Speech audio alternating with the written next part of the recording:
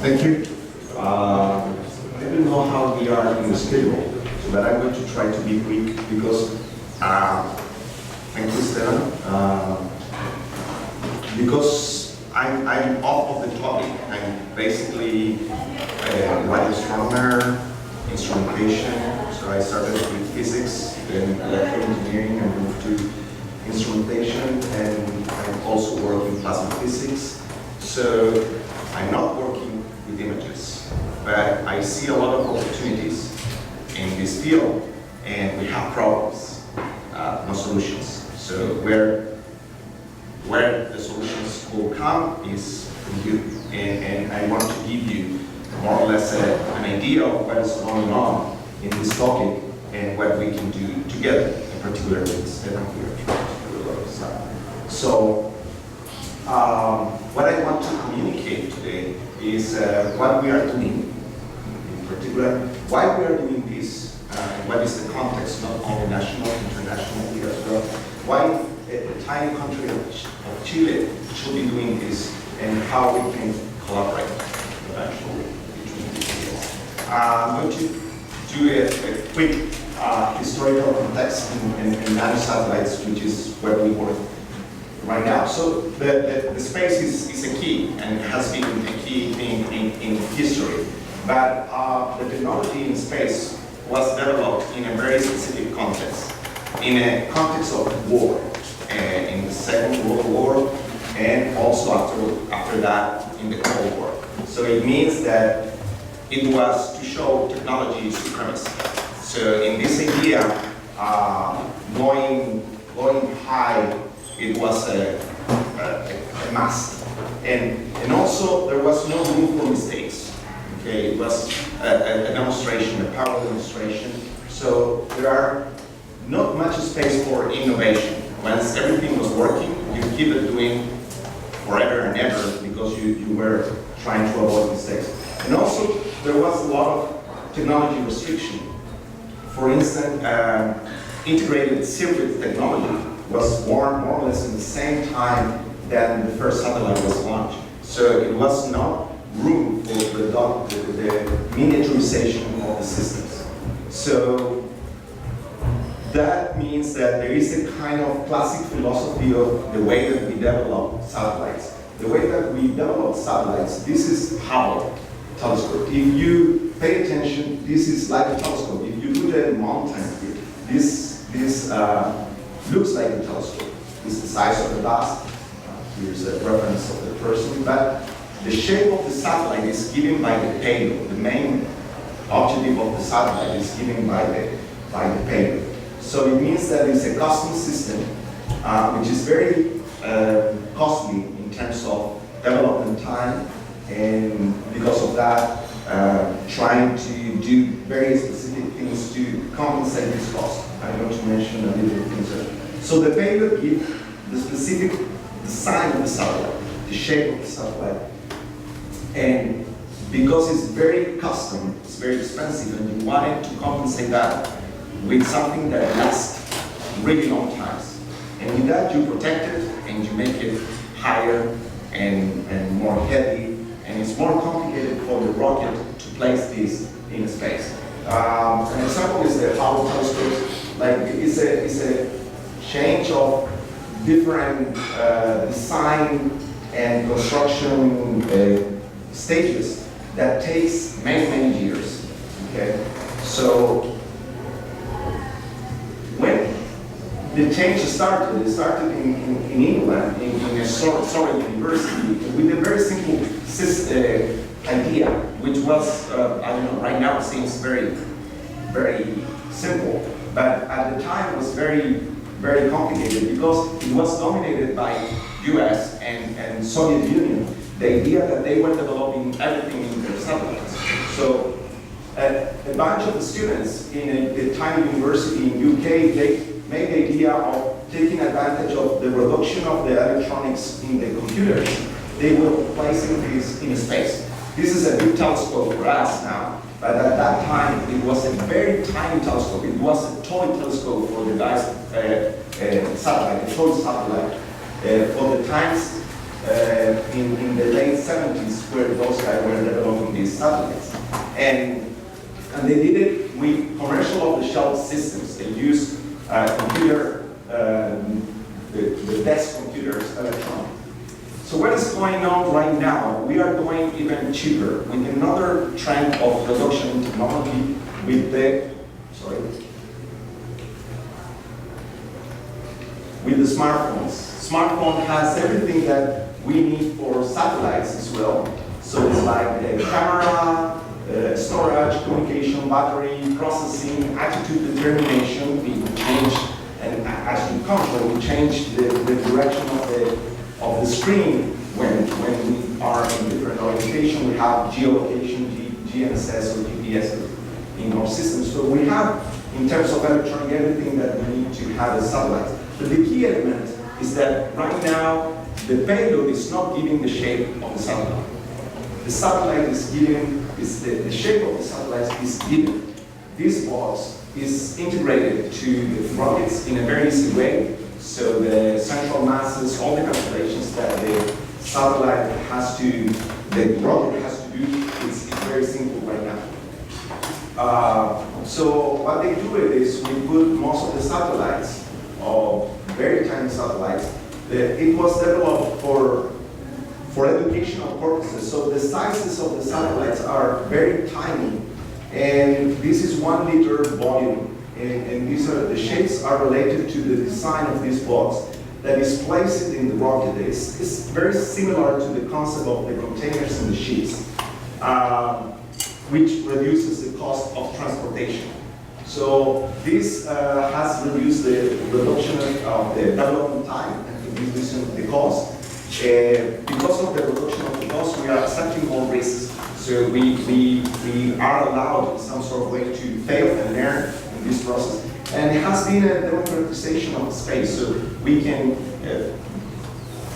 places, institutions, universities, and countries like Chile can participate in this development.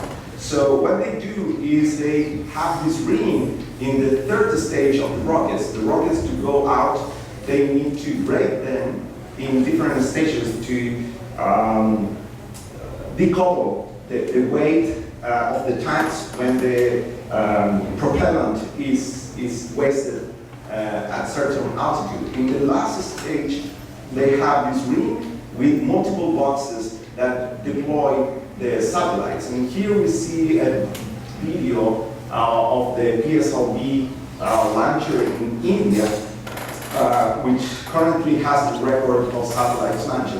This is the big satellites that usually take the launch, the rocket trip, and after the main satellites are launched, they start to launch the small satellites.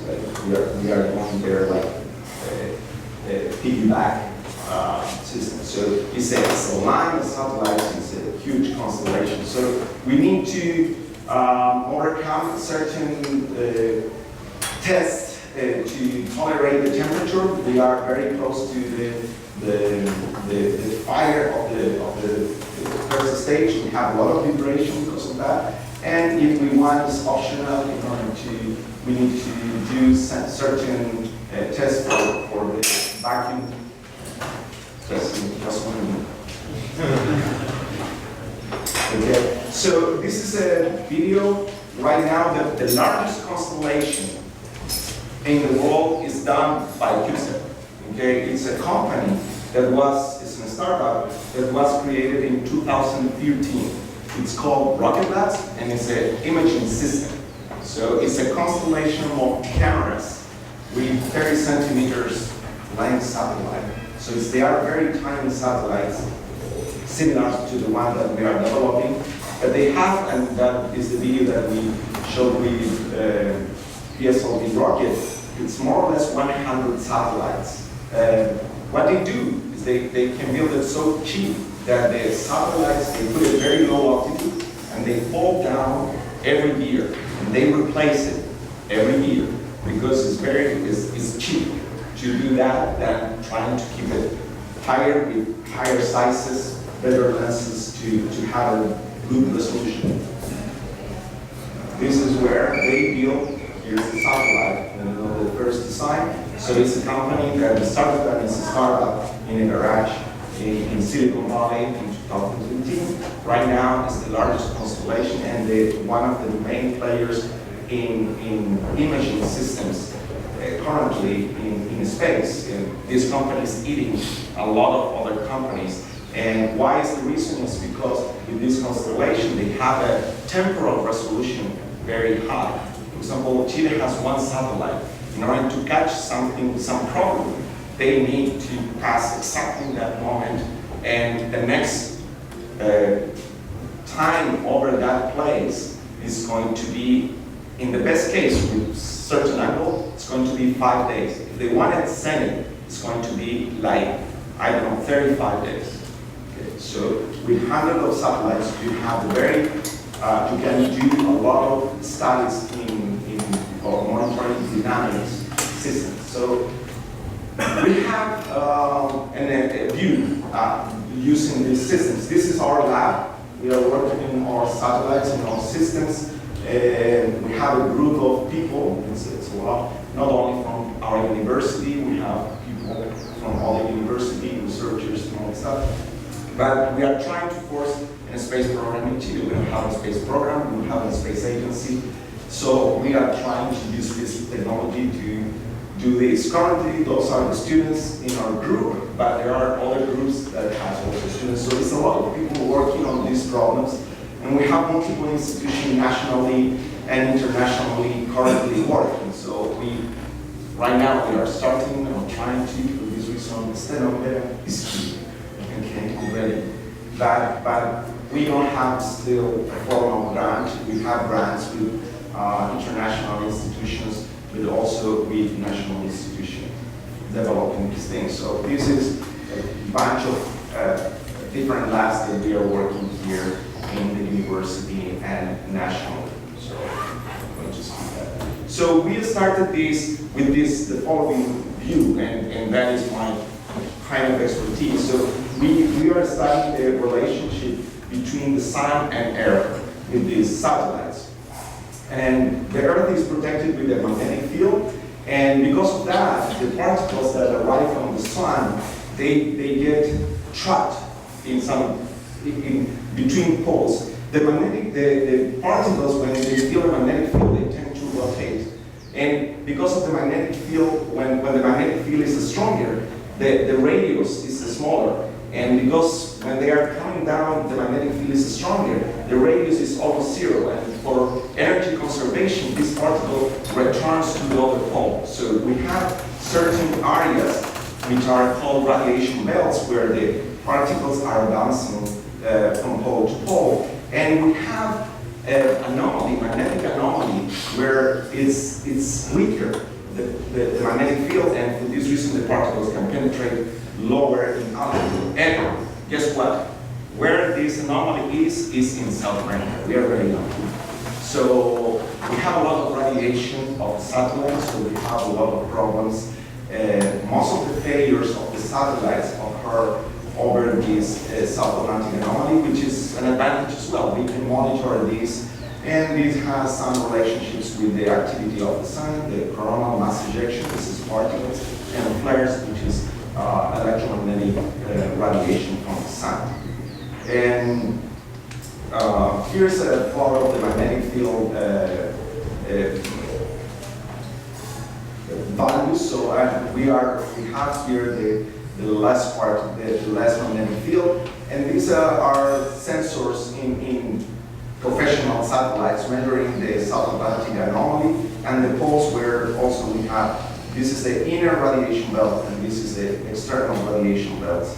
And here is a plot where most of the satellites account failures, and this is the area, the sector where we have this failure. We are, from the point of view of physics, we are studying the dynamic of this area here from Chile, and the also interesting thing is that the South Atlantic anomaly and the maximum of the radiation is moving towards Chile. So we are going to be feeling this effect strongly in like 30 years. So It could affect many services in Chile, but also it can affect many services in space. So we are studying this, and we have advantages because we have multiple sensors, in particular for seismic reasons. We have very good GNSS systems, very precise systems, but those can also correct in order to have a good precision.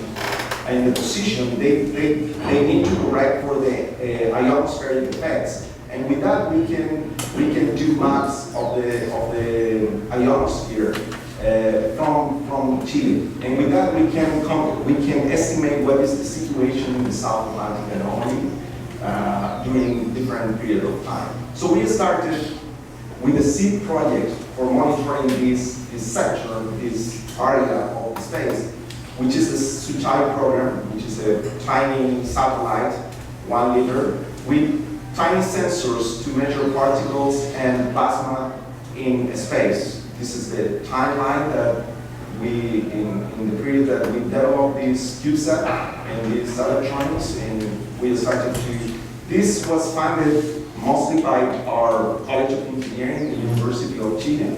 But after finishing the satellite, we started to, as here Stefan said, there are agencies, they tend to believe in us when the product is ready. So when we started to have some publications and some results, we started to get some grants, and right now we have other projects. But with this tiny, it's the size of a matchbox, we are able to monitor the South Atlantic anomaly in a very, very, very cheap way. Okay, so now we can monitor and study the dynamics of this. Now,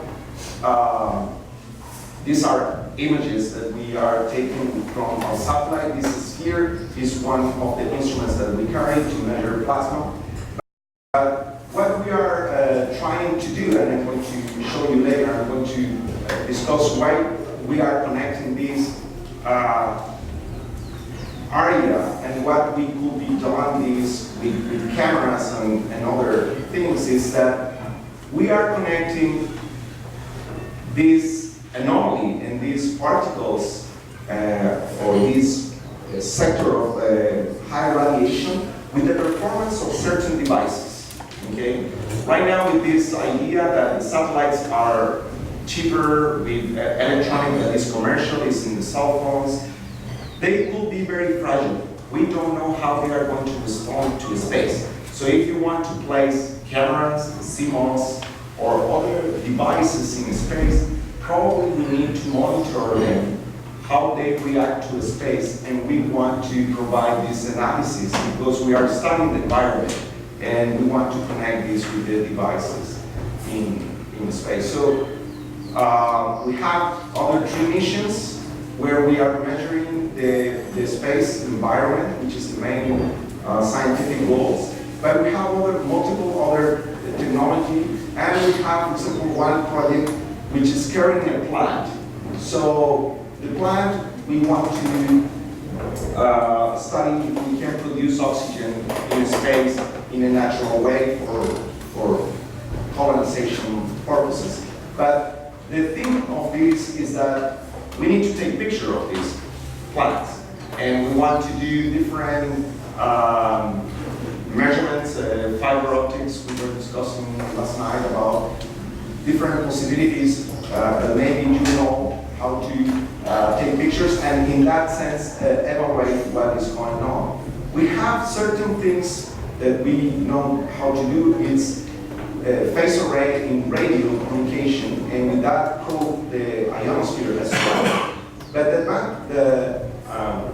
so we have these antennas and phase array, but and also we have, so this is what we want to do with the phase array, and launch and deploying small satellites from our big satellite.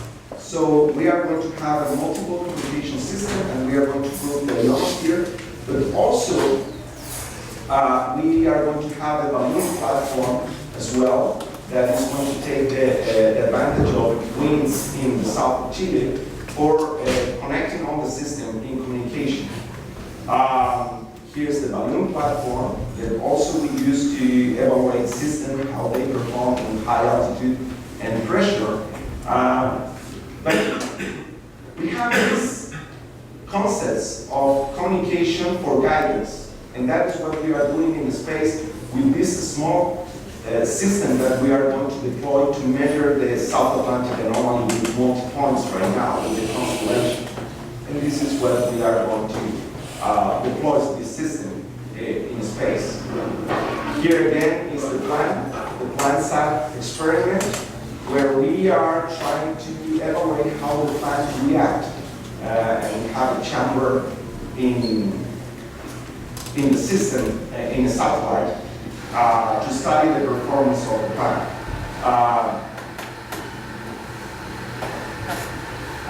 Okay, so now this is what we are talking, what we are doing. But now we are trying to have a couple of minutes in trying to explore why Chile and why your subject could be very interesting for us. So we think that Chile is very interesting because we have very long distance.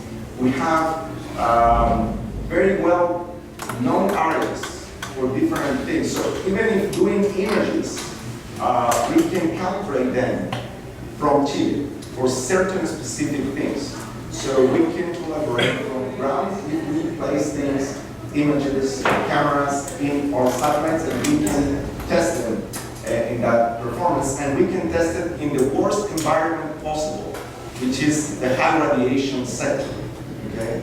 And we have astronomy as a driver. We have big antennas, we know how to connect them, we know how to communicate with the systems, and we have a lot of people, like astronomers, who handle data and big volumes of processing. And now we have this trend of large satellites, so we can place it in small satellites here. So there are a lot of opportunities. What I mentioned about Planet Labs, like 100 satellites in the constellation, right now that is the largest satellite. The current number of satellites in LEO orbits, it's about 3,000 satellites. But SpaceX, has the permission to launch 5,000 satellites in the next 5 years. Airbus has similar number of satellites as well. It's Google as well. So the expected number of satellites is going to be in the next 5 years, 60,000 satellites just in LEO orbit. I'm going to show you later on how we saw in May this year the launch of the first 60 satellites launched by Starlink. So the number of satellites are going to be huge, and we have a lot of opportunities for space exploration with this miniaturization of satellites, for application as well. But also they are going to need a lot of ground support for downloading this data. Okay, again, information on how to compress this, but also coordination. We need to look them and see how they are going to coordinate orbits. This is the image of the Starlink. We saw this was the feature of the satellite launch. We were able to see it. So we are going to have a lot of problems. We need to monitor a lot of space weather. That is what I do. Why? Because we cannot use the satellites. They cannot be trashed a lot of time. And we need a lot of maintenance. Right now, for example, the satellite, it loses one of the systems. Battery, processor, propellant is lost. It's the end of the life of the satellite. So if a battery fails and it's a huge satellite, maybe we can go close and maintain that in order to enlarge the life and don't have it as a trash. So some example for your skill, for the need of your skills. The obvious things is to monitor Earth. This picture is very interesting. This was taken in LEO orbit, which is very close to Earth. Our pictures, the Earth, we see a very tiny part of Earth. But these guys, they saw it like a big fish image there. But that is a Raspberry Pi camera. Okay, it's very cheap, tiny camera that was taking that. This is Soria, the same guys that I mentioned. Soria University, so they did it with the Raspberry Pi camera, a lot of complication. Right now they are taking video. This is not an image, it's a video. So we can monitor with tiny satellites what is going on. For example, it's moving as well, satellite in the orbit. It's not geostationary. But you can see hurricanes, atmospheric. So, but we need to understand how the system is going to perform, how it's going to be. Telescopes is really interesting for us. I come from astronomy, so we are working a lot in devices, not in telescopes right now. But with Delft University, we are developing systems in ranking, and we are evaluating the performance in space with our satellites, and we have a couple of missions there. For maintenance, we need to, one of the main problems is docking. Try to imaging the satellites between them to connect them or get closer. So we use radio. This is a device that we built for other applications. So we can, with phase array, like this car that I showed in the video, we can guide our system to where the radiation is coming. But if we take images, we can see, we can combine radiation emissions or beacons to facilitate docking together with images to see what's going on and monitor this kind of stuff. Looking tiny things, so it's not just going to the stars and going to Earth. Also, we need to take pictures in the satellite. For example, light. Yeah, that is difficult. So microscope would be really nice to study biological stuff. But we have a lot of experiments like spheres that they are advancing in microgravity.